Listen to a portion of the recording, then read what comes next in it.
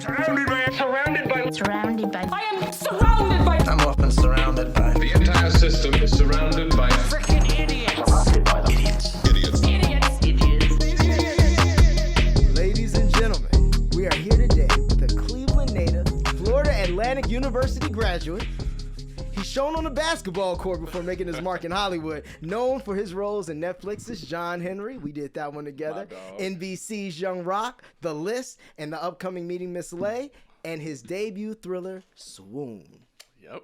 It premiered at the American Black Film Festival. We're talking about my brother, Rich Morrow. My dog. I appreciate you. No I ain't problem, had an intro man. like that in a while. Man, like listen. It's just bringing it back around. It's Hype time. me up. Hype it's me time, up. brother. How you feeling, man? I feel good, man. I'm good. I'm glad to be here with you, man. Man, It's same, been bro. too It's been a minute. But I was telling you, even when you walked in, I'm like, I know why it's been a minute, because you one of those people. You're always grinding. You always finding an angle. You always have something new you're producing. Like, you're not waiting for a job to come to you. I'll be out here on the streets of Figueroa if I did. Facts. Wouldn't we all? That's my point. Here, but man. LA is wild right now. But you just you always find, even setting this up, man. You was on the move. Like, you always find something. Even watching from afar, you always find something cool and positive to do, like, for real, with your time. That, man. Yeah. Man, when anybody tells me, first off, thank you, Of because course. the acknowledgement, a lot of people don't necessarily see things the same way. Right. But I've been fortunate enough recently to be able to have a lot of people that I feel like have recognized the shift that I've made in myself. Right. And I would say it was about a couple years ago. I went through the loss of my best friend's little brother, Durs, rest in peace, Durs. My dad passed. It was a time where I think life hit me so hard. Have you ever had the moments where you're like, this can't get no worse than it is? Right. Yeah. And then you look up and a couple months later, you're like, it got worse. You know what I'm saying? Yeah. But Yeah. you're still standing. And I think when I realized I survived 100% of my bad days and all the days that I thought I was not going to be able to get through, it brought out a different side of me that made me never want to be complacent again, never want to sit around and wait for nothing, never treat any day like the next is promised, because I actually know it's not. People that I never thought would be here, they just aren't here. There's just like, I really thought of life through a different lens, I feel like, up until a couple years ago. And Hollywood has a way of testing you in every way, shape, and form. You know as much as I do. And you've been in this longer than I even have. Yeah. So just coming up on a decade of having dealt with it, I got to the point where it's just like, fuck it. Like, we got to do what we got to do. Like, I don't care what long-term goals people look at. Like, you got to wait for this. You got to, have this in order to do. Everybody always talk about the perfect time. Perfect time is always right now if you willing to put the work in. It ain't never going to be a perfect time to do something you ain't never done before. 100%. And people don't realize that. And I didn't realize that. It took me a while of wanting to have my shit together. But the longer you wait to start, that perfect time is getting pushed back. And it might not even happen. For sure. It becomes less and less likely because starting is the toughest part. Starting, and then those first few months when it's like there's just nothing going on, you're like, what the hell am I doing? You feel me? Yeah, and like, this is not lucrative. You'll look up and months will go by and you'll be thinking the same thoughts that you were thinking in the beginning of them first few months. And I just got sick of thinking about shit. Like, I really did. And now I think I've grown into myself more with the confidence of, like, one, you can do these things that you've been thinking about all these years. You don't have to wait on nobody. Yeah. Where there's a will, there's a way. But also, I think it's meant for people like us, people that really have been at the ground level, people that have been in the fight, people that know what the grind really feels like, that didn't get things just handed to them. Yeah. It takes people like us to break through those systems that have been in place that have stopped us from really having all that we really want out of this thing. 100%. And that's the motivation right now. It's being the voice for the people that are in the same position as me. Yeah. Not everybody gets, blessed with booking a role, regardless of how talented you are. Yeah, that doesn't have a whole lot to do with it. That does not. And once you realize that, things change. Yeah. Because we used to get frustrated about those things. I mean, we were talking about it. Like, you see the people who get cast and things, and you also realize we're in a different era. It's like metrics matter. And my thing is, I've always I've had both sides of it. I've had the beginning of being like, wait, I started acting in the 90s. What you mean this guy on the telephone is going to be... Yeah. Right. I went through that. And then you start to look at it, and even as myself trying to build something, you start to go like, oh, wait.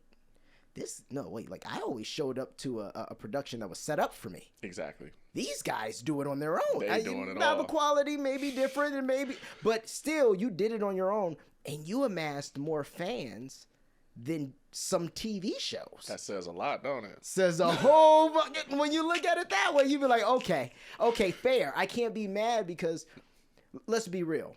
I've noticed on the internet, generally speaking, you're getting max 1 to 2% based on the net of people you're following.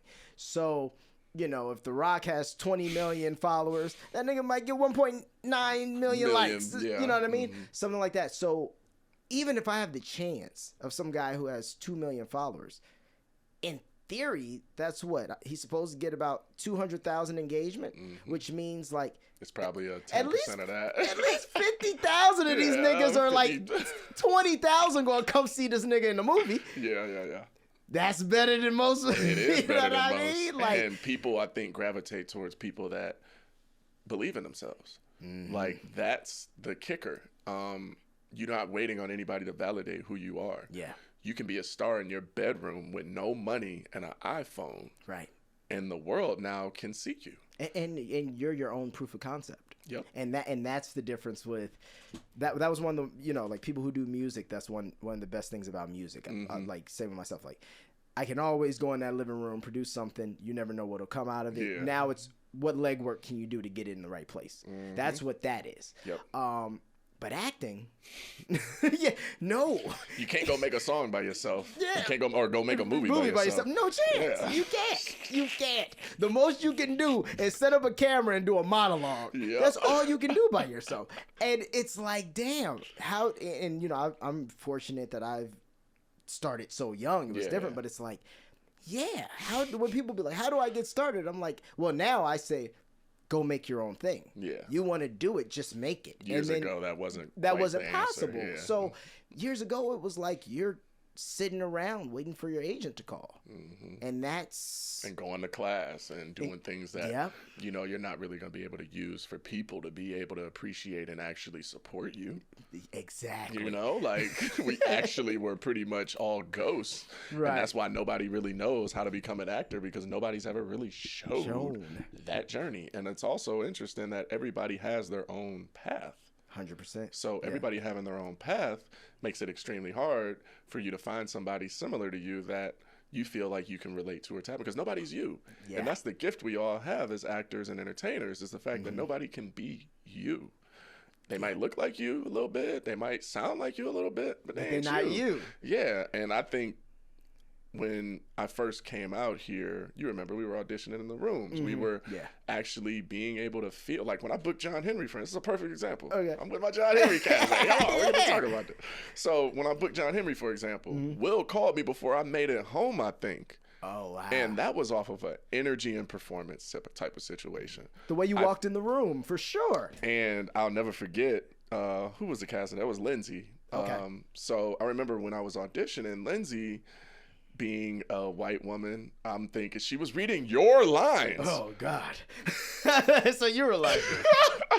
Going into it, when I saw her, I knew what I was about to be dealing with in the room. That's funny. But at the same time, after knowing Will months down the line, after the movie's over, we watched the movie, we talked about the process, I asked him, what made you book me? One of the things he said was the fact that I didn't let the fact that Lindsay was a white woman deterred me from focusing on the job. I treated her like she was you.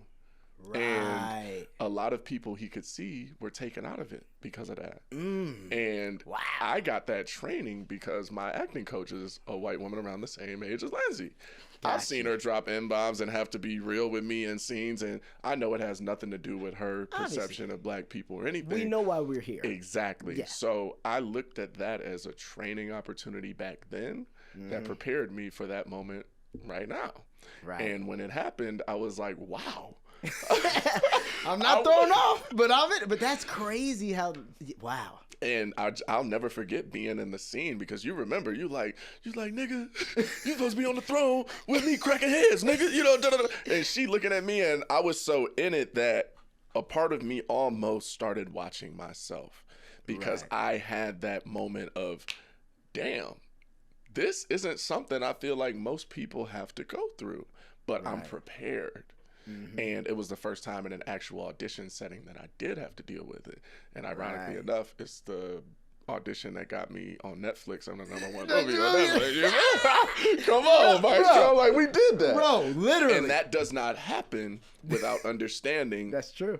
what you are and who you are and how to actually approach these situations. And not having a blueprint or somebody that I felt like was a D1 athlete that I could follow that, you know, came in as an athlete and had to reinvent himself and all of these things made me realize that I had to learn from everybody. Right. I'm like, okay, if there's no blueprint for this stuff, let me take a little bit of everybody to make the best version of myself. That's all we can ultimately be at the end of the day, Maestro. And that bleeds through in everything else. Everything. The way you do one thing is the way you do everything. And that's literally, bro, that is my thought process about everything. Because when I want to, you know, just every once in a while, we want to cheat ourselves. We like to cut corners and see if we can get away with it every now and then. I don't really want to. But you start to realize, like, man, if I just make myself better, everything. That's why I started consistently going to the gym. Yeah. It was like, you know what? If you're not calling, one thing I can do is wake up early and be at the gym and be doing something to better myself. You're right. You know what I mean? That's why I started the podcast. Okay, if you're not calling, I guess I got time to start a project that I can build off the ground and do, you know, like. And own myself. And should somebody like this, I'm not waiting on anybody else to make that decision. If I want to sell it, I can. If I want to work with them, I can. If I want to talk about this, I can. Right, because if people claim they like to see me on TV, people like to watch me, why would I not create something for people to watch me? But to see you. I say all these things to just say it's the same thought process. Yep. Well, if I just that's even how I've learned acting, which is funny that you took that approach. Like, because I'm not trained and whatnot, but I've always just watched people. And then when I watch people, I question why they are on the path they're on. Why do they respond to certain things a certain way? Why are they, you know, just like even, like you're always positive, like you're a positive brother, but at the same time, it's not fake positivity. Yeah. Because I can sense the people who are like, no. They're acting off camera. Yeah, exactly. It's like a thing of like, you're saying I choose to stay positive. Yeah. Not saying it's easy. I'm saying I choose to. Just like happiness is a choice every day. Thank you. Other than the person, I'm happy, and you're like, you're not really exactly, you know. So, now tell me, coming from sports basketball into acting, what you said something interesting. You said there wasn't like an archetype, like a D1 athlete I could just train myself after. That I just thought, like, oh, this person comes to mind that has the same path as me. I should focus on this. Yeah, so was that how you approached basketball? So with basketball, basketball kind of found me. Growing up in Ohio, it was like LeBron. I've been 30 minutes away from LeBron my whole life, by the way, which is, I don't know how many people other than his wife could probably say that, and his mom. Crazy. You know what I'm saying? Yeah, that's wild. I've been closer to him than Bronny has. Probably. You know, Bronny's only 19 years old. I'm like, I got an extra 11 years that I was 30 minutes away from your pops. That's crazy. Being in that culture, I was a much better basketball player and bowler, to be honest. And I was like, man, I want to play basketball, though, because I saw LeBron up close. And I actually talk about it. I don't know if you know, but I had a documentary that came out that was done on me recently. Okay. And it got into the Me Show Film Festival along with Swoon. So I got 2 films in that festival. Man, wait, and that's this year? Yes, it's and in guess October. What? My film Vigilante is it in Me Show and too? my film Brand New is in Me Show. Come on, bro. Come on, we double dipping. We double dipping. But that's because we're not sitting around waiting on other people. No. And I can honestly say, up until that point, I don't think I've had any of my films that were in festivals that I booked through studios. Now that I think about it, did you? Well, no.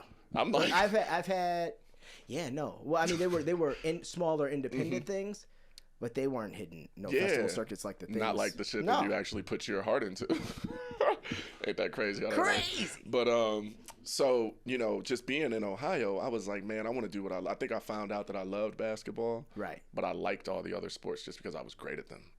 and they were just who I was. Right. Now, it doesn't take away from them, but I realized, like, man, I need to learn to follow what I love. And my mom always put that into me. Follow what you love. Right. You know, you could like something for a week, but if you love something, that ain't going nowhere. you're going to love it. Yeah. So I realized I loved basketball, and I started focusing on it. And LeBron was a big inspiration in that because I got to watch him from high school, playing my high school, to getting drafted by the Cavs, to, you know, all of these great things. And then I moved to Florida to play D1 basketball, and he got traded to Miami.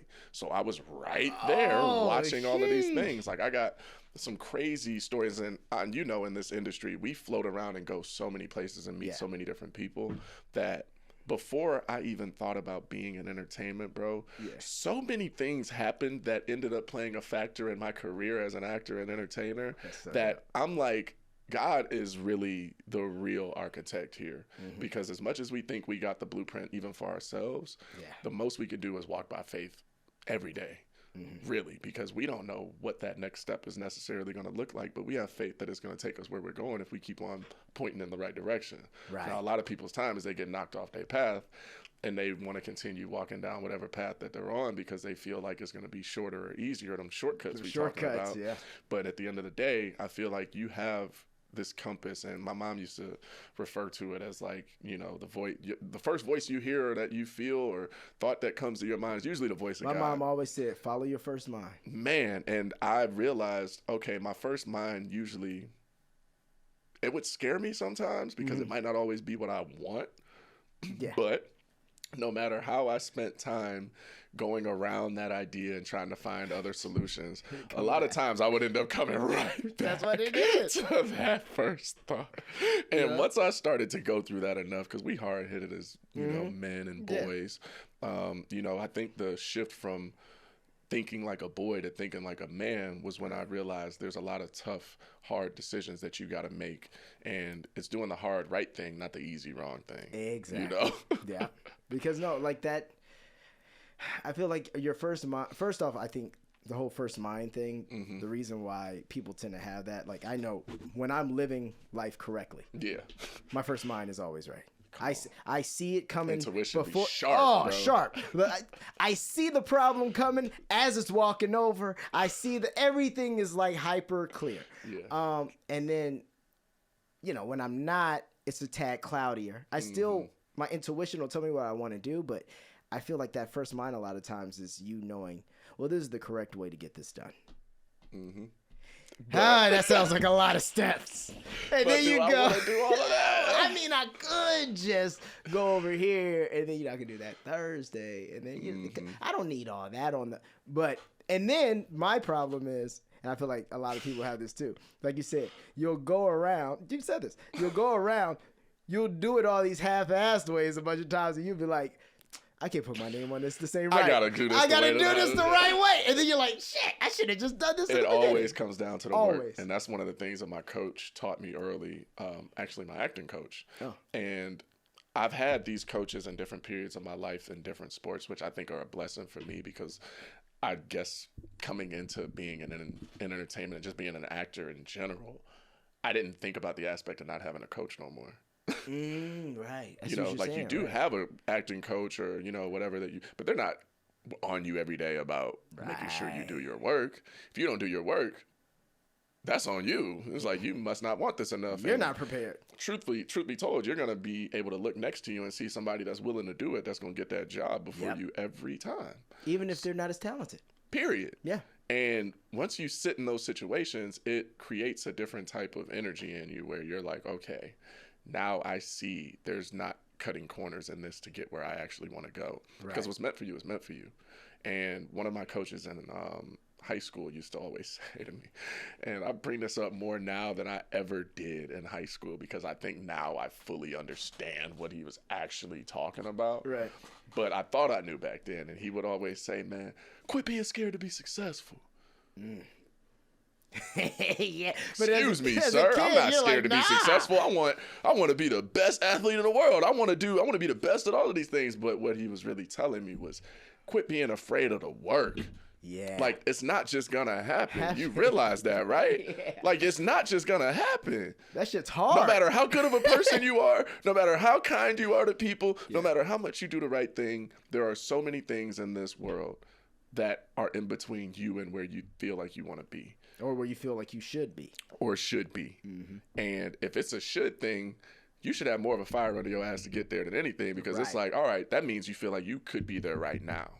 And a lot of times you have to develop all of the skills that it takes to have that. And until you have the wisdom, you got to go through some shit. Yeah. And I realized that you can't be an actor without having a story to tell.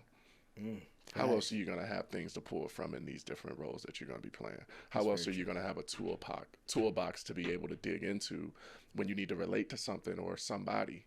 All these people and experiences that we've gone through, I realized that the world is my biggest classroom.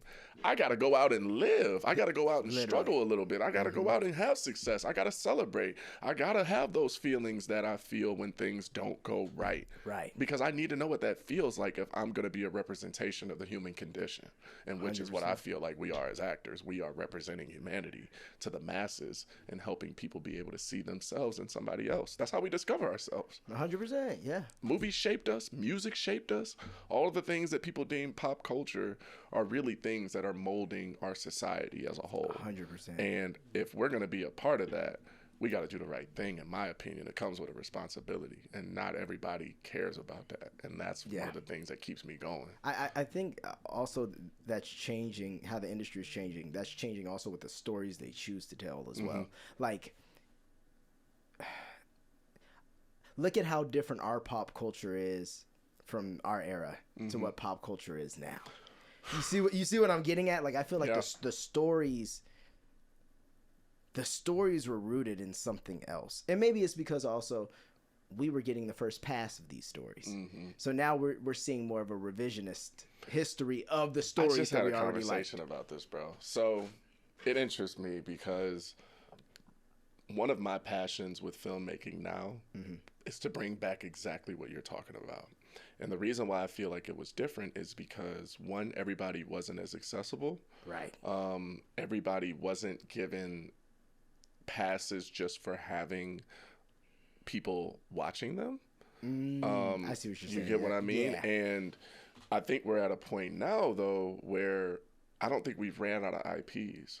My boy Byron, the director of Swoon, he calls them original IPs. We got a bunch of original IPs that don't get to see the light of day because they're too busy revising and redoing IPs that were from a certain time period that they know made money.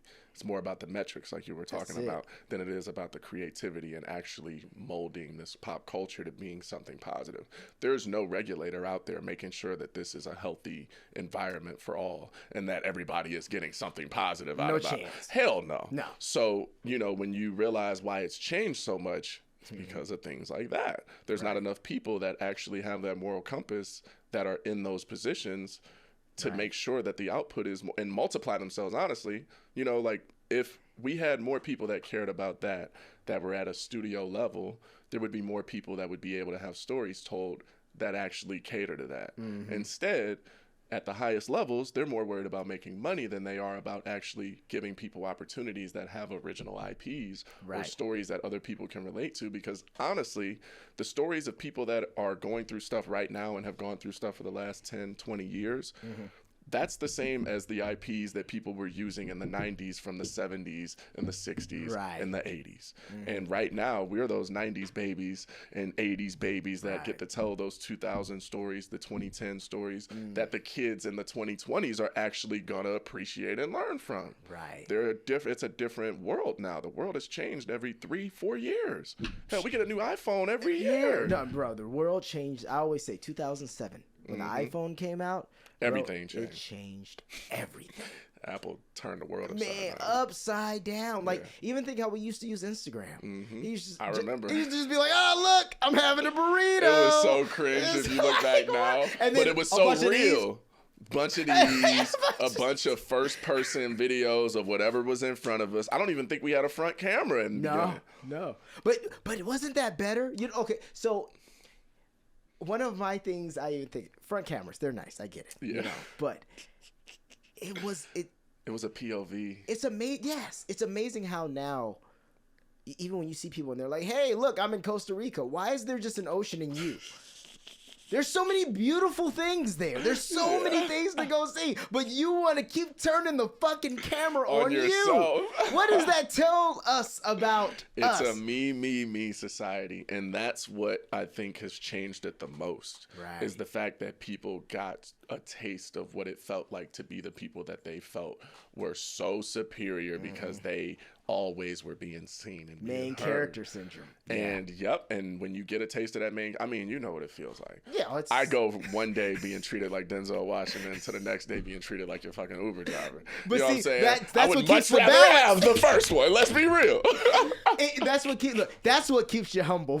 Exactly. What keeps me humble, because listen, you treat me like Denzel for a month, and nigga, all of a sudden, I'm gonna be like, excuse me, who, what? What? I don't remember anybody. It starts to settle in a little bit. Settles And in, yeah, that's why I think having people around you that are like-minded but also know where you came from, they can Yeah. appreciate your journey. They don't even necessarily have to be your day one friends, but people that actually know before you embarked on whatever journey it is that, you know, has built you up where people are now seeing you.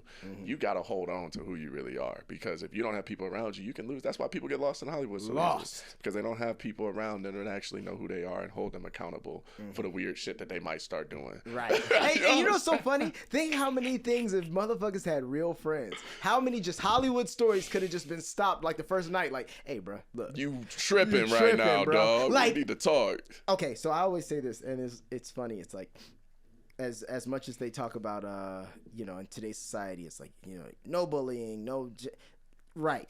But, you know, there's something to shame.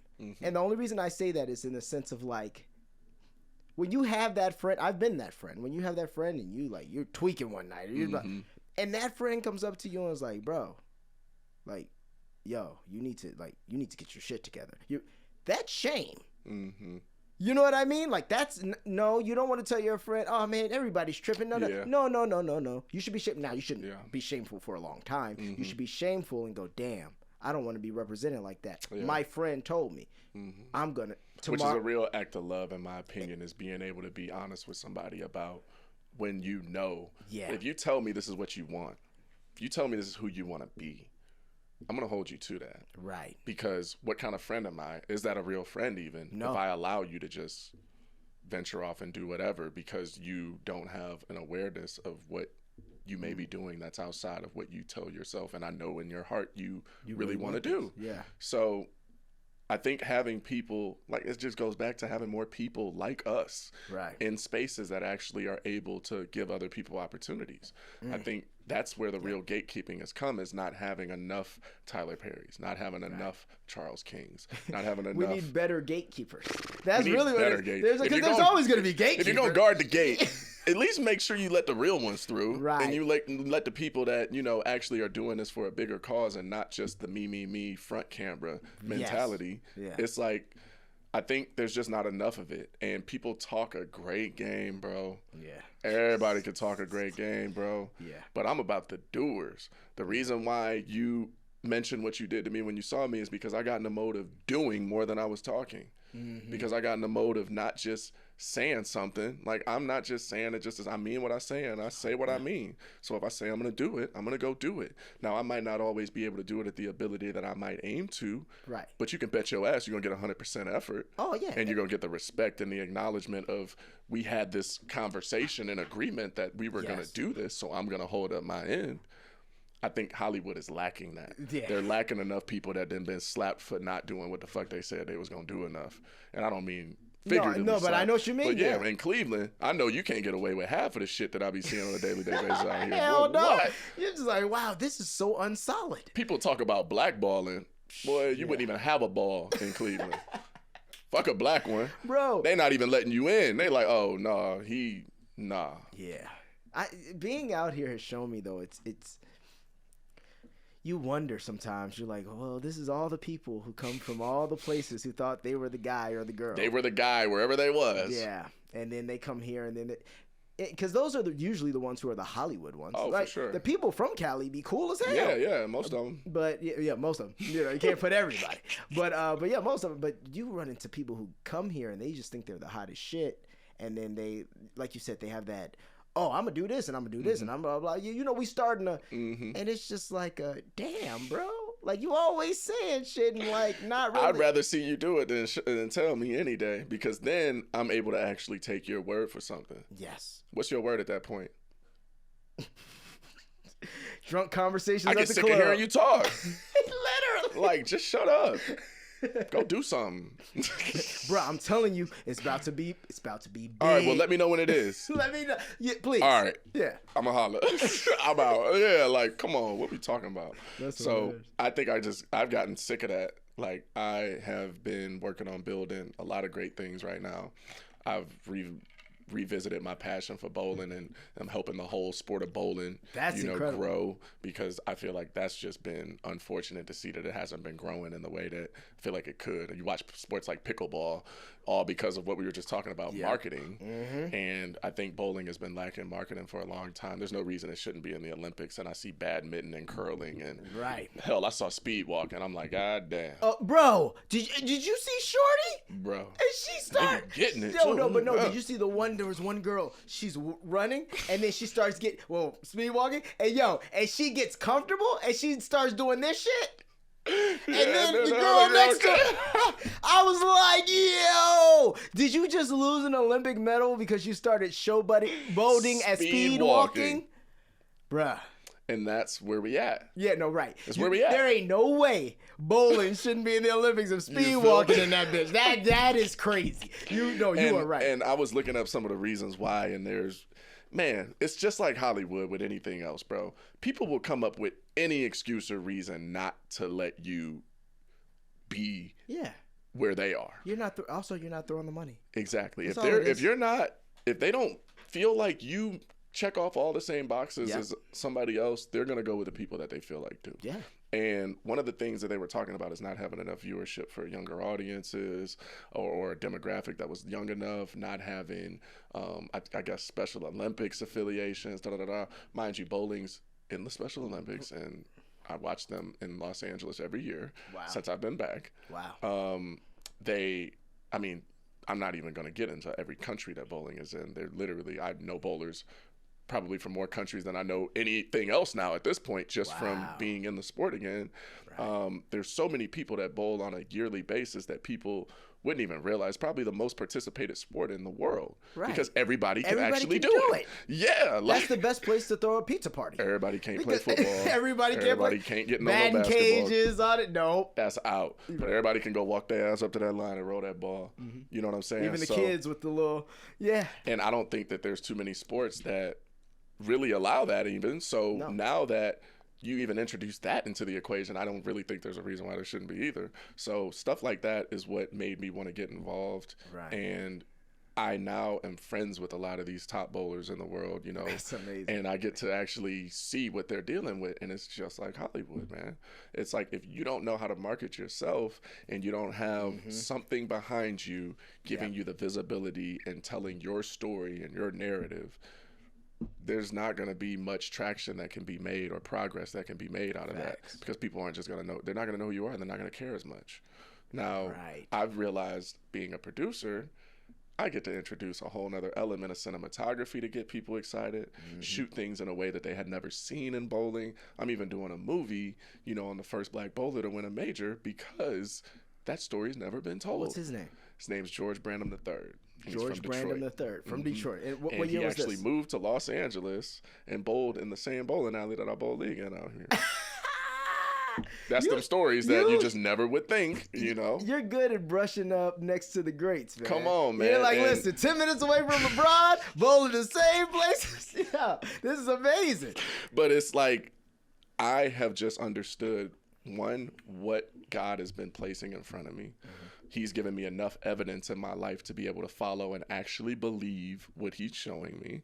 I don't think a lot of people pay attention to the signs. It's like, I heard a perfect analogy. I think it was DC Young Fly talking about it. But and he's so wise and spiritually grounded. But over the last years, I've seen his spirituality grow for obvious reasons. Yeah.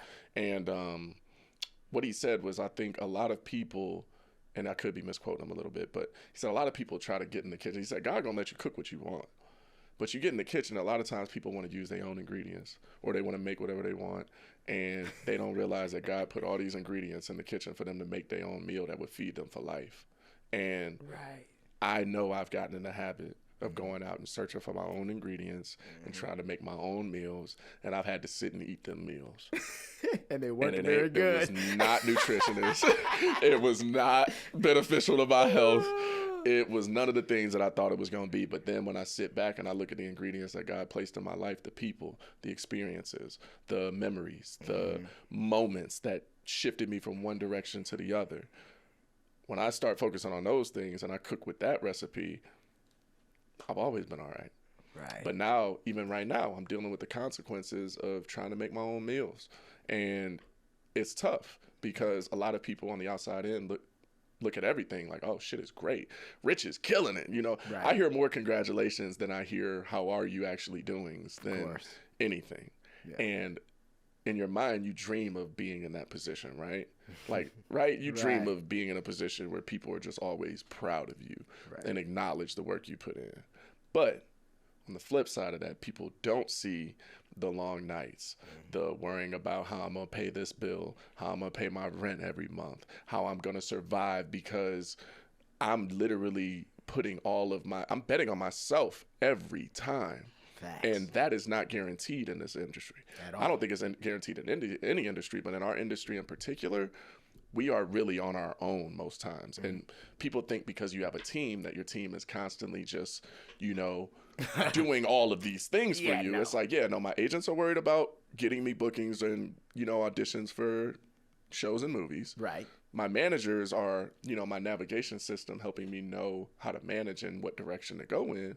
But at the end of the day, ain't nobody doing the work for me. I'm always going to be the only person that shows up to set to do the fucking work. Right. So at the end of the day, I need to learn how to make myself the best version of me, like you was talking about, so that I can always do that.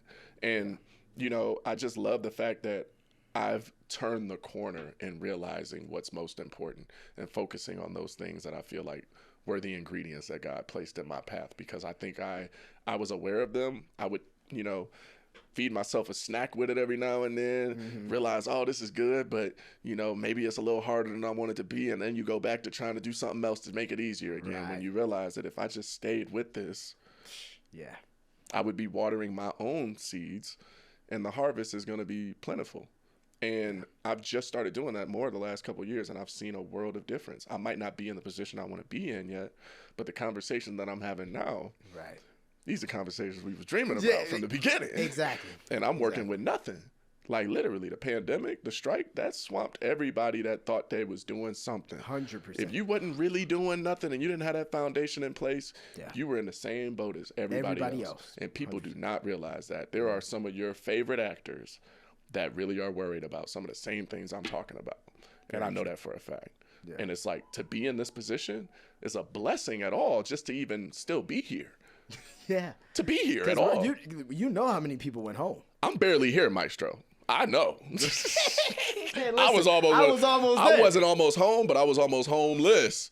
And really still be on the brink dealing with this strike and everything. Yeah. So it's like, the fearlessness, the drive, the dedication, it's got to be next level. It can't be nothing surface level. That's why people talk about their whys so much. Because if you're not doing it for something bigger than just being famous, just being, somebody people are talking about, just for the congratulations, you got to be able to do this shit without no congratulations. And consistently. For a long time. We've heard more no's than we've heard yeses. 100%. Tenfold.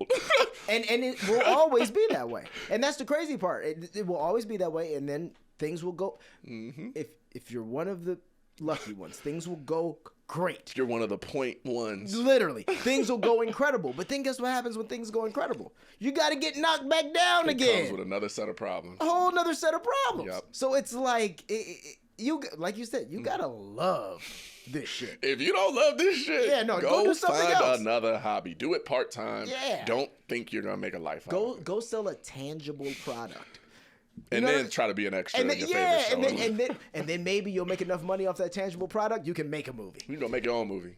That's the best way. That's the best way. That's the way to best. do If it. there is any formula for having a stressless or a least stressful path through Hollywood, it's making your own money and making your own shit. And making your own shit, and then being like, yeah, I'm good. I cast myself as this, and then I got, I'm gonna put You can be Denzel in every one of your projects. everyone. You number one on every call sheet you've ever been in. And that's the way to do it. But, And what's crazy is you might actually make more money than you would have if you would have tried to I mean, go the traditional route anyway. I mean, let's be real. Cash Me Outside made $50 million. She's a goddamn even Tyler viral Perry. moment. And then Tyler Perry He owns an island and a studio. and a studio that Marvel rents out. And what's even crazier is that Tyler Perry doesn't even have to utilize everything that he's doing.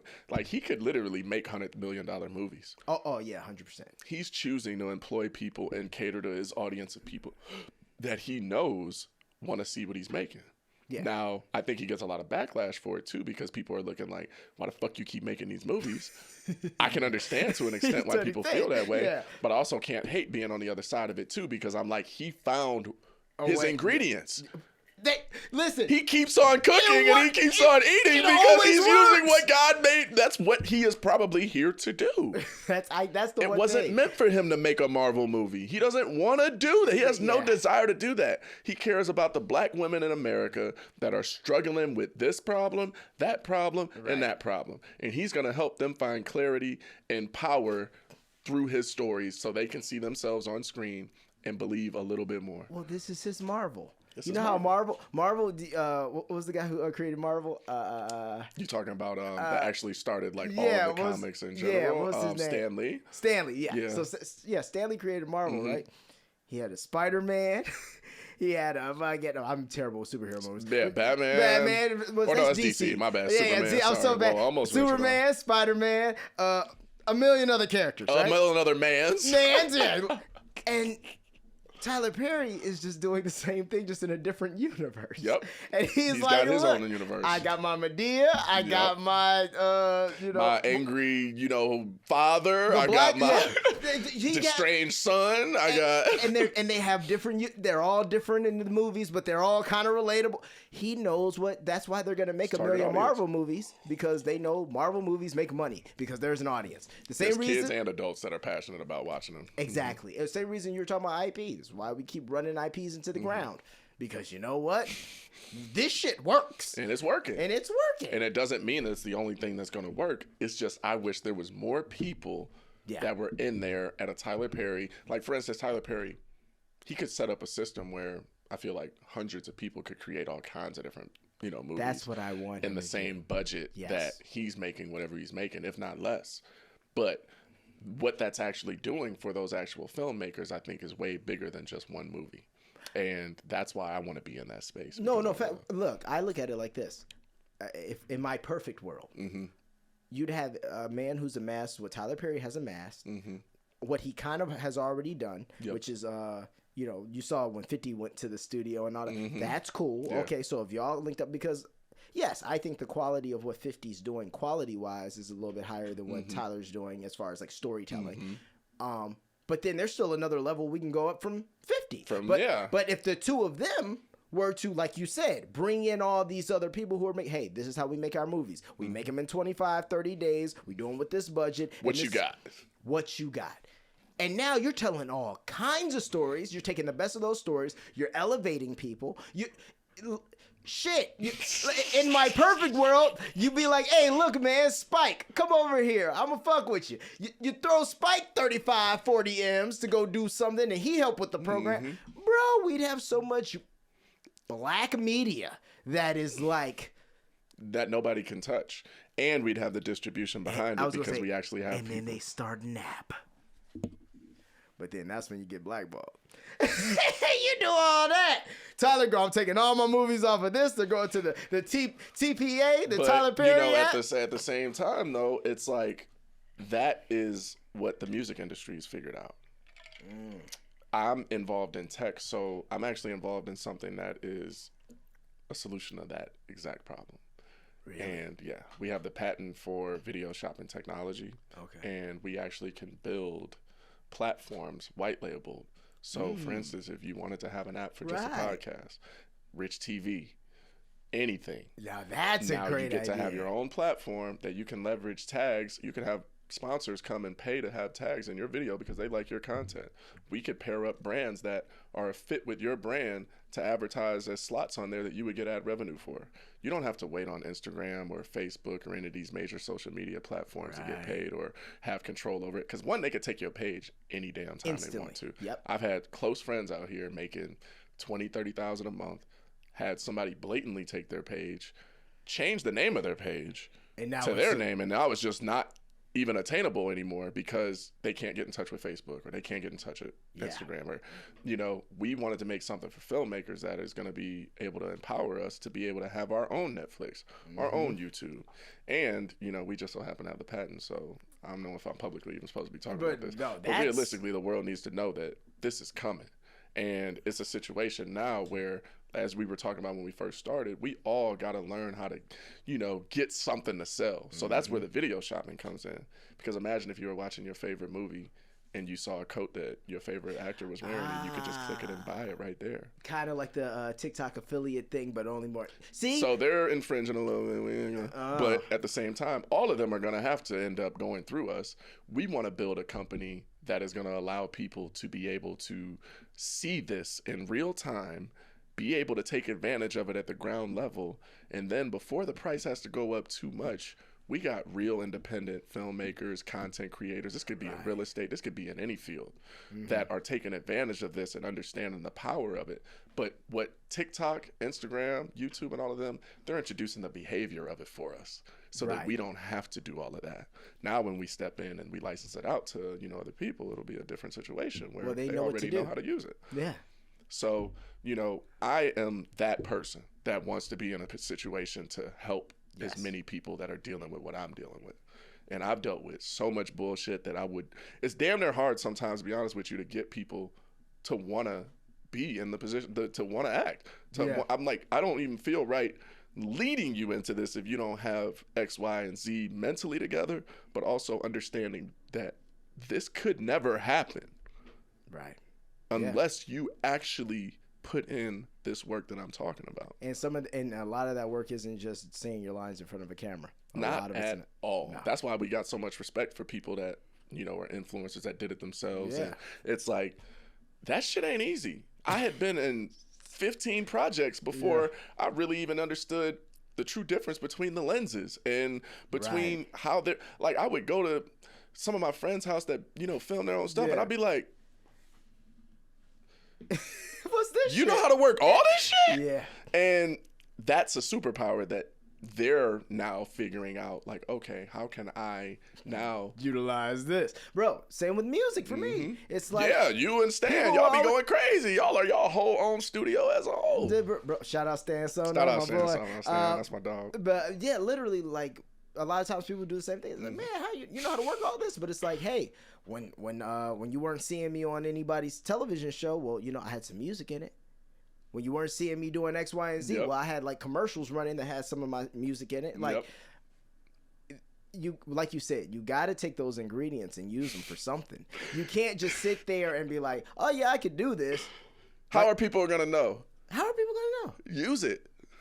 My mom get on me about that a lot. Yeah. Well, because, dude, we live in such an era. That's even with, when I was doing, like, all the throwbacks. When I would post, like, my old stuff. Yeah. I love that, too. Yeah, and it connected with a lot of people because it's nostalgic. But it was one of those things where, it was one of those things where I started realizing, oh, right, we live in a society where, like, everyone has a short-term memory.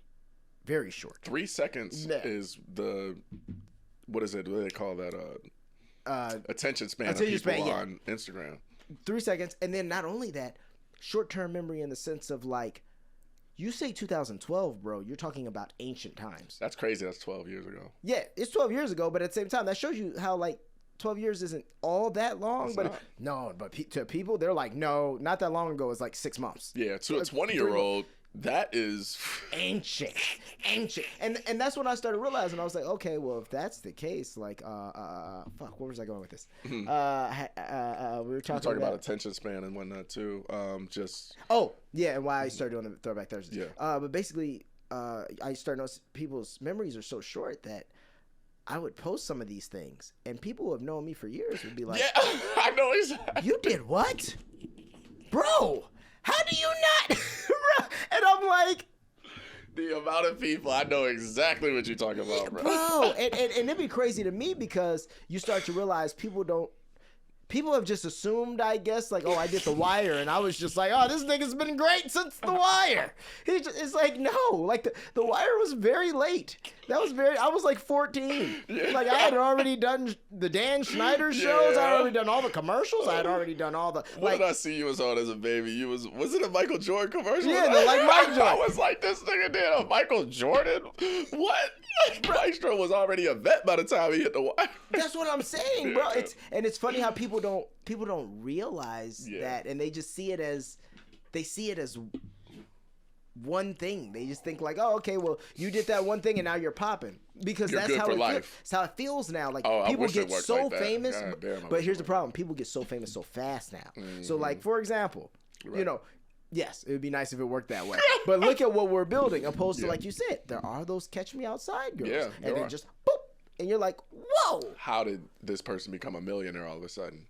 And it's literally an attention-grabbing society we live in. Shout out Dr. Phil. Before TikTok and the internet, that nigga said, this is an interesting story. Yeah, this is an interesting He said, this is going to work out. Let me get her on the show. And it did great for him. Mm-hmm. Look at him. Yeah. Like, it's just... But once again, there was a platform for it, and it's just, you know, she learned how to flip it. But. And I think it teaches me also, like, and I hate to say this, I don't even know if I'm gonna word this the way that I want to say it, but one of the sad realities I think that I've gotten going through this industry is that when I was younger, I thought conventionally people were just good. Always had good intentions and your best interests at heart. Most people are worried about themselves. And that's it. And I think when you don't have your heart set up that way, it's very hard in the beginning to be able to get used to that being the reality. Yeah. I thought life was going to be so beautiful for so many reasons when I was younger. And I'm thankful that I was cultivated in an environment that made me feel like that. Even though Cleveland ain't the easiest city in the world, I had people around me that made me always see the brighter side of things. And God blessed me with the vision to just always want to, I think, as well. But I think I felt in my mind that most people were going to be that way.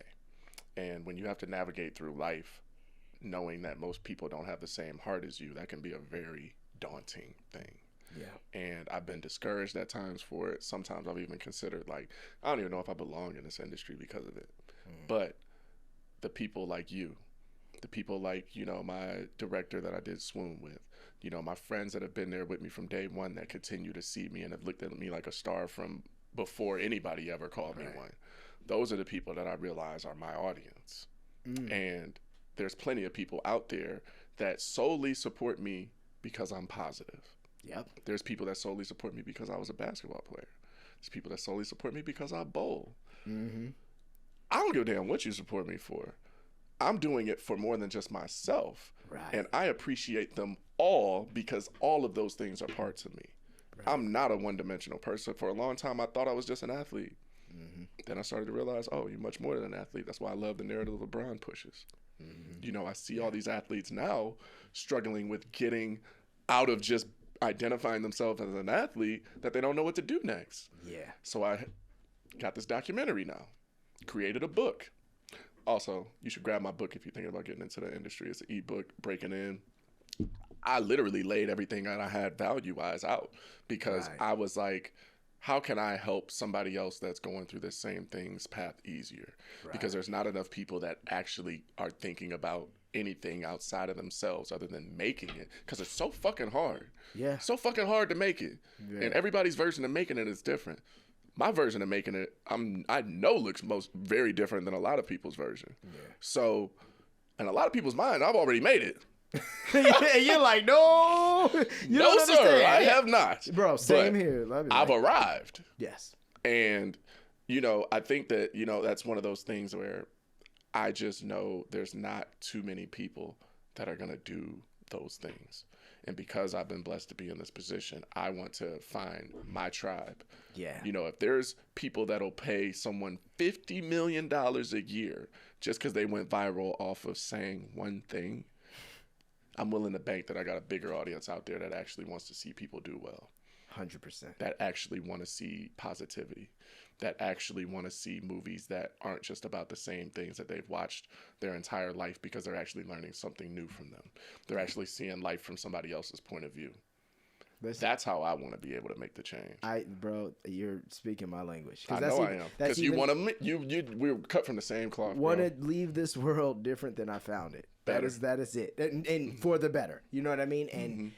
And it's even even doing this show, it's the same idea. It's like, okay, like we know what the general, like, that was my thing when I saw African American podcasters. A lot of times it's like, okay, cool, you got the Joe Budden for the hip hop.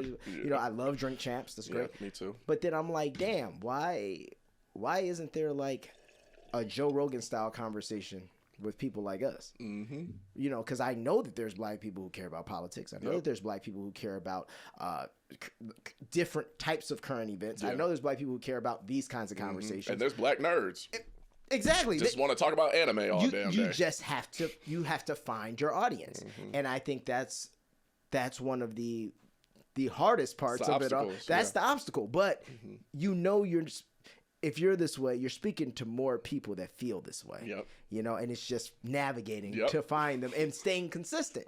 And honestly, it's knowing what you need to be actually focused on to get to them. It's all marketing. Yeah. We were talking about it. Yeah. That seems very hard when you don't understand what goes into it. But there's experts for everything now. Yeah. Find somebody that literally went to school for marketing. Find some marketing agency that can help you. Find somebody who's in school for it. Currently. Then you might not even have to pay them. Internship. You want to help me out? I can help you out. Do you care about this? I do. Okay, let's do that. Come on. And everybody just and I think it's because of the way things are portrayed. Like you talked about the difference between pop culture back then and the way we used to use Instagram then versus how we use it now. Yeah. Everybody's only showing the highlights of what's going on. The reason why I'm making documentaries is because I want to show people behind the scenes. Yeah. The reason why my passion project is called what it is because it's going to show beneath the surface of everything that people think they know on the surface. Right. Those are the things that people don't see. The reason why director's cuts of movies used to be so dope back in the day was because it was like, oh, shit. Right. This is how they did it. Oh, this is how he really is outside the camera. I was just watching. I've always seen him as just his character. But then when the camera cut, oh, he's Will Smith. He's actually Willard. But Willard, that is his name. That shit is so funny. He's really Willard Smith. No, it's so funny because literally a guy like that now it's just like, oh, I just go to his TikTok. Come on. It's like, damn. I wanted to see him do bad boy stuff. I wanted to see him doing the stunts. I wanted to see when he struggled to get his lines together, and they were scene studying to get it right. No, now they just go show you. You saw him shooting that gun on Instagram, man, right? What? They showing you $100 million budget on an Instagram post. And you like, damn, that's incredible. And that's what movies are like. That's what making movies are like. I don't know what you think making movies are like, Rich, but that's what all movie sets look like. And that's why you want to be a movie star, so you can have the camera and shoot the gun. It's just funny that people think it's just like, it just starts like that. Yeah, bro. Like, man. There's so many steps. So many steps. If I could help people see A to G instead of just A to Z. Right. People literally be so focused on the end picture because they want everything to look so perfect. Nigga, if you get to E, you did pretty good. You're doing great. In Hollywood, at least. I know that much. For sure, because most niggas, they get to the beginning of B and they be like, man, this honestly, shit looking crazy. Man, I can't be doing this. I think I'm going to go back over to the plant. I only got 5 likes. My mother, father, cousin, girlfriend, and dog. And that's it? And the dog page I run. So, really only got 4. It'd be like, yo, come on. But that's the resiliency and knowing that you love this and this is your purpose. A lot of people just aren't walking in their purpose. I think you got to find, and Steve Harvey said this best, another Cleveland native. Right. Just something about Cleveland that just breathed them real ones. But, real ones. You know, he asked people, like, what do you do best with the least amount of effort? I talk about this all the time because that's people's gift. My gift to the world is what I don't have to try to do. So I try to give that away as much as possible because I know I ain't running out of that. What that is for me is being positive, helping other people see the best in themselves, and seeing and hearing people. Why? Because that means the most to me. You know what I'm saying? Right, so I can do that. Yeah, I can do that because I want that out of the rest of the world. And you got to be the change you want to see. You're never going to be able to see those changes if you don't actually show up in your own community as that thing you want to see change. 100%. You know what I'm saying? And God put that in your heart for a reason. That's the same. Like, I'm always that way with, like, I know what I enjoy doing is like motivating my friends. That's it. Like, even when I'm like, yo, man, I love what you're doing with that's not me just gassing. That's me being like, no, like, I want you to know that. I like this. Please keep it up because I wish there was more people I could watch who were doing things like this or seeing. I love to see somebody make a pivot. I love to see it because you see them do it and you see them start with intention. How is this gonna go? Exactly, but I love that they had the gumption to do it. Because you want to support them, don't you? The minute that they got something together, you like, how there can I you support? Go. Yeah, exactly. That's how you bind your tribe. Literally, what matters to each person. Before we get out of here, man, talk to me about Swoon. Swoon, man, Swoon. It's before you get started, that's still recording, right? It is still recording. Just make sure. Good. All right, so Swoon, man, Swoon it's a blessing because we are about to do something I think nobody's ever done before. We're not trying to make history. I'm gonna take the trying out. We're doing better. We're doing better. We're about to make some history, and the way that we're gonna do that is we've realized that one, we have a great product on hand. One of the toughest things in this city to do is make a movie. Yeah. Literally. People don't realize that. It's not easy. We made a movie, and we made a good movie. And because of that, we realized we're in a unique position by being in the heart of Hollywood to be able to not have to rely on the studios to get this movie to the masses because that's not who we're making this movie for.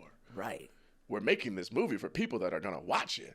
Thank you. So let's focus on them and give them an opportunity to be able to support the people that made this movie for them. Right. So we are self-distributing the movie. Okay. A lot of people think about that and they think, you're not going to be able to make as much as you would have made. Nah, I beg to differ. Why? Because we actually have the resources. We have all of the influencers and people that the studios go to promote their films. They're literally coming to us, paying us pennies on the dollar compared to what they're going to make on the film and what they paid, people that are in the film to promote the film because they understand marketing. We are going to market it the same way that we market studio films, flood the internet, do everything that we got to do, get 1,000, 2,000, 3,000 drops from people, get a billboard, get, all of the marketing that we need to be able to present this the same way. And we're going to put it on our own platform. Why? Right. Because we can. And because who the hell is going to be able to stop us? And it's like, once you do that once, it becomes easier to do it again. But also when you're the example for other people, somebody else is going to be like, why have I been waiting 5 years to do this movie or put it out? Because I'm worried about distribution. Because I'm waiting on a studio to give me permission to be able to do it. Because I'm scared of SAG telling me that I can't. It's like, first of all, I don't have you ever seen the SAG police? No. Yeah, because they don't exist. Ain't nobody going around arresting people for making fucking content. Facts. But people feel like they're so restricted to being able to create. And I'm like, where the fuck did that come from? It's because they've scared us. They're scared, bro. Because you know why? Because one day you might come down from your ivory tower and you might bless me with another job, sir. And I don't want to lose that job because I said something wrong. And the craziest part is, no matter how you created that thing, Bel Air, for example, they literally made a proof of concept of a trailer of an idea that they thought would work. And put it on Facebook. Next thing you know, Will Smith is producing Bel Air, and all of a sudden we got a few new stars that then popped up, and a new showrunner all of a sudden, a new producer that they're telling him his shit don't stink because Will Smith is now involved. Yep. And look, and then also, on top of that, of course, like every other thing, they took something that was one thing in a Facebook trailer and said, "This is amazing." Now, but we kind of want to just let's move this over to the Yeah, move that around. Make this look like that. Yep. And all right, now we're gonna throw a bunch of money at it. Perfect. And Will Smith. It's like, make sure you put his name on front first. There we go. Perfect. Yep. I mean, I get it. That can happen. And I applaud them because not many people are fearless enough to be able to do it. Morgan Cooper, gotta shout him out, because that is something, like you said, he went out on a limb, made something with this is a cool idea. No guaranteed, nothing was guaranteed to come back. It was for the people, though. Yeah. And the people got behind him, and it got to Will Smith because of that. Yeah. That's what we're doing with Swoon. Right. We are going to put this out for the people because we saw the reaction at ABFF. Right. We saw how people was tripping in the theater. We're like, oh, people will love the movie. Like, we thought we had a banger, but now we know. Like, oh, we ain't the only ones that just think this no more. It was a revelation where it was like, if we can't get X amount of people to watch this for us to make our money back on this movie, we probably shouldn't be making movies, in my opinion. Fair. As long as you know, like you said, if you know the marketing's there and the presentation feels the same. There's nothing stop. Yeah. And honestly, when you do it yourself, the ceiling is endless. When we get paid through a studio or something. Oh, yeah, that's that. They're calculating what you're getting, and once you hit that, you ain't getting no more checks from them. You know what I'm saying? So imagine you get a movie that goes viral. We got friends that have gotten millions of views on, things we've done. I've been in things that gone viral, and all of a sudden you're like, how did 100 million people see this? How did 5 million people see this? How did a couple million people see this? How did I get the number one movie on Netflix? How did we get the number one movie on Netflix, Maestro? It was all marketing. Right. Like, nobody knew anything about this movie. 2020 and a little bit of marketing. And that shit, I was like, and all of a sudden we're number one on Netflix. I literally was like, this and I thought I was going to be rich, by the way. Oh, you did? I thought we were going to get more residuals. Oh, yeah, no. Yeah, no. I cried to SAG in Australia while I was shooting Young Rock because I was waiting for my first residual check from John Henry. And the way that the woman had told me fucked my head up. I was in tears. I was like, so you mean to tell me what I was told about how residuals are calculated is a lie? And she goes, I'm not sure what you were told. I'm like, oh, I'm about to tell you right now. Oh, no, don't you worry. Because I'm going to let you know why I've been waiting as long as I have, because I wouldn't have been called y'all if I had known otherwise. I'd had this conversation with them. By the end of the conversation, Maestro, she was telling me I should go speak at panels about this to them. I was like, y'all don't want to put me up there. I believe it, though. I'll shut this whole shit down. They'll be mad at me. You'll have niggas asking questions they should have been asking a long time ago. And they would literally probably be like, yeah, we can't give him the mic no more here. No. Hey, so I was like, we got this movie. You want to be, we should get rich in this. Shut the fuck up. Hey, come over here. We're going to throw you in this movie. All of a sudden, you'd be getting work hand over fist. But it was like one of them situations, though, where I was like, you guys already knew how much you were going to pay me. Right. Why did I have to wait a year for it? I'm getting paid probably less than everybody involved in this project. Yeah, right. Well, That's one of the actors. That's just the reality of the situation. That's how it works, yeah. I'm not an EP. Why am I the last to get paid?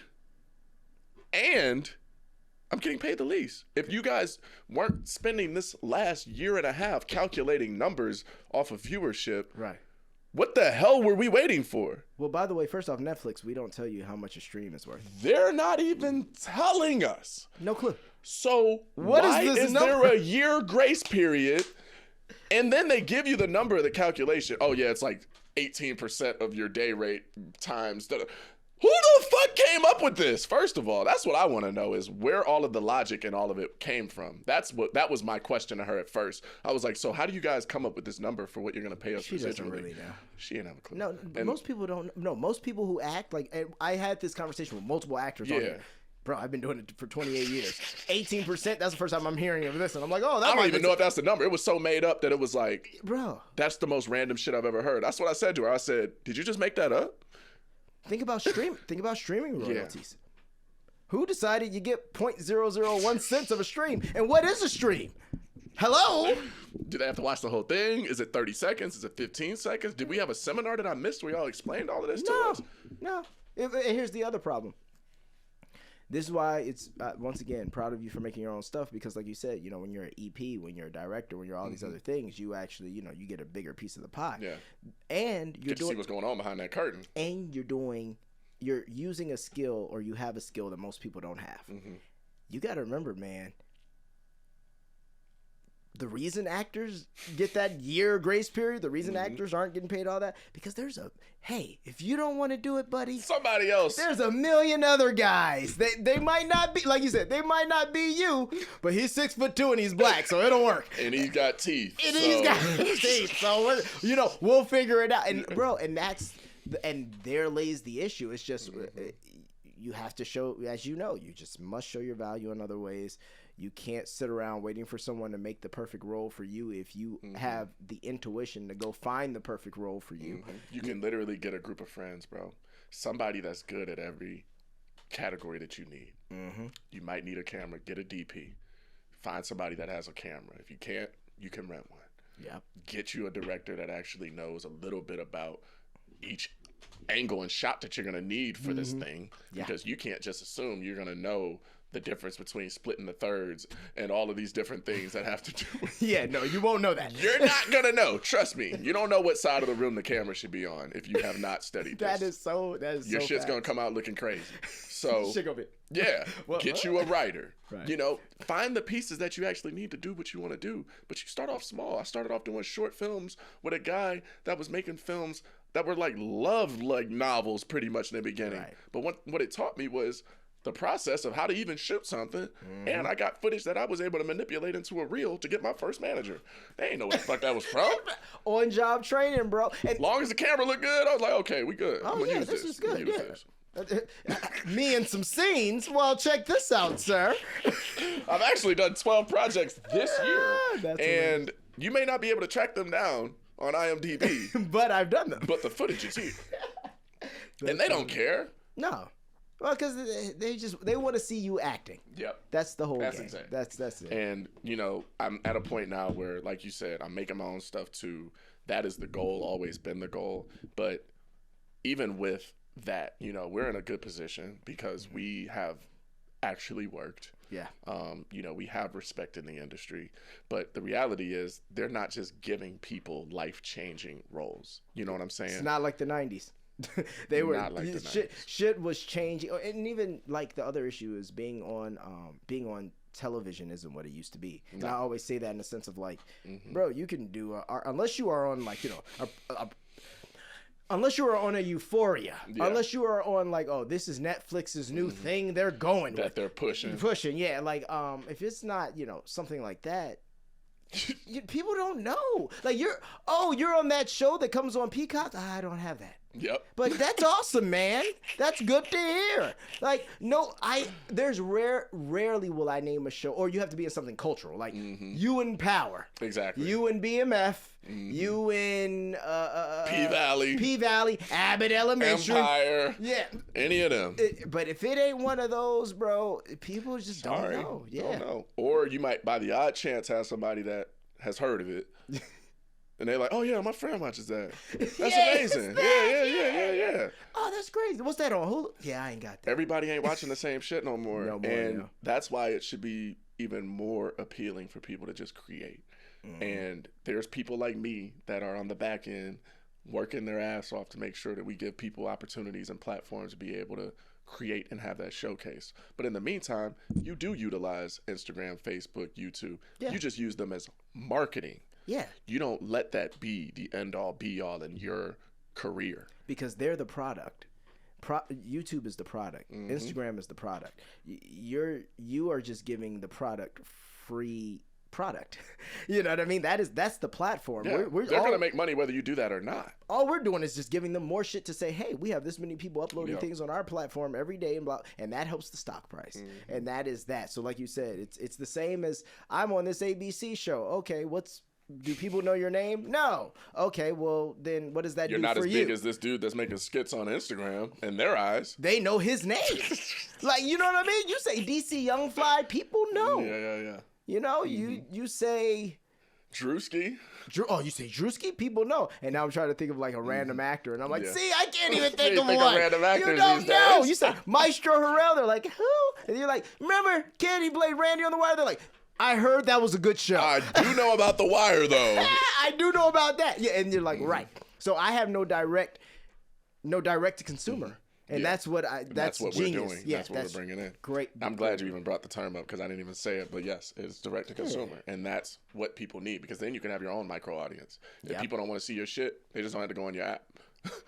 Facts. There's a And you can't be a censored too, which is Yep. cool too. And Like, it's privately owned. So there you go. we ain't stopping people from doing nothing that we know is not promoting violence or killing Right. people or Right. anything negative like As that. long as it's not a negative thing. Yeah, Yeah. but you can still share your thoughts. Do your this. Do your Do you. Yeah. You know what I'm saying? And that's what we need. I think the culture is shifting.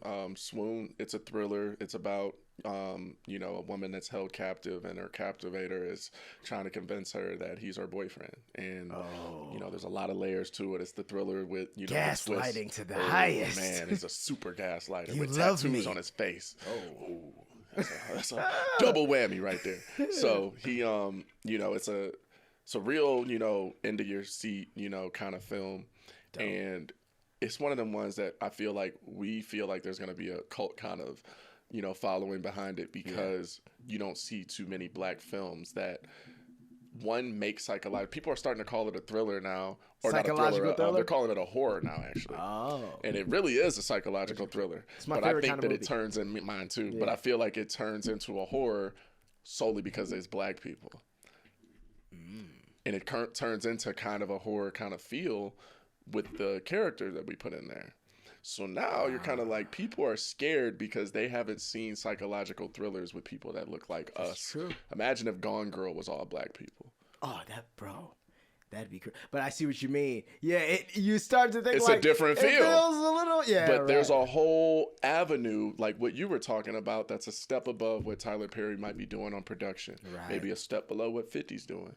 Maybe a step above what 50's doing. But there's so many empty spaces, even after all these years in cinema, right. for people that are minorities.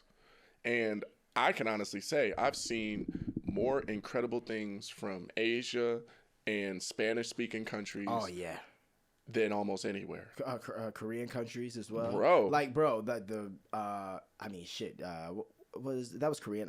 Parasite was incredible. Yep, Parasite, Yeah. Everything, Everywhere, All at Once. I watched that movie and was like,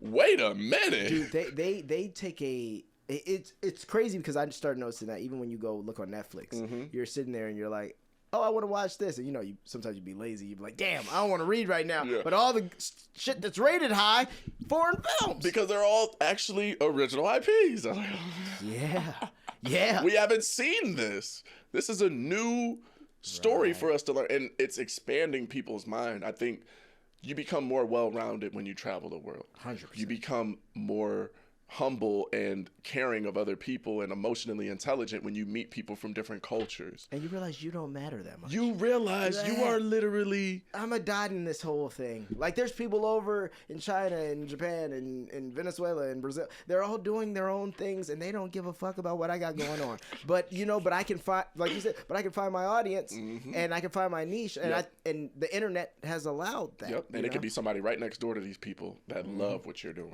Exactly. In all of them countries. And unless you put something out there, you could be the most talented person in the world sitting on your couch at home. Yeah. And you ain't never gonna make $1 from that. Not at all. Unless you put something out there for people to see you. It starts with that. Yeah. And then, we need people in powerful positions that are able to give you the opportunity to outlet that, to be seen more. But the more people we have doing Actually the work, doing it, then the that easier creates it becomes. yeah. Because then after you're doing the work, you're gonna want to figure out how the hell do I get this out there. Because you'll hit those other barriers. Everybody's along going the to hit the barriers. Yeah. We're just the people that have hit them before you. You know what I'm saying? So now we're trying to find solutions so that we don't have to keep running into them ourselves. But then that just opens the door for everybody else to be able to walk through. Yeah. And that's why I applaud the macros. That's why I applaud what Tyler Perry's doing, because he's actually opening doors. I just think that this just needs to be way more of it.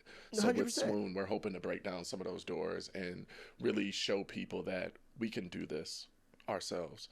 We even want to make an option where people can pay what they feel like the movie's worth. If you feel like the movie's worth $100, pay $100. Right. It's going towards us being able to make more of these. Right. Imagine. Especially you only need, in this area. Yeah, it's like we're not over here trying to get rich. We're just trying to be able to create. Yeah. More for you, not just for us. Right. We don't make these movies to sit around and watch them ourselves all day.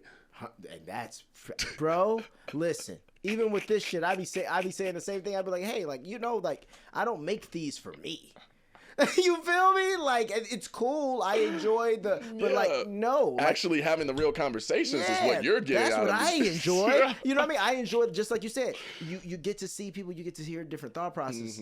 Maybe there's something I can take from this. Maybe there's something that triggers something in me. And then somebody else watching is getting the same experience that you're getting. Yes. That's what the value you're adding is. Yes. We need more people that care about that, bro.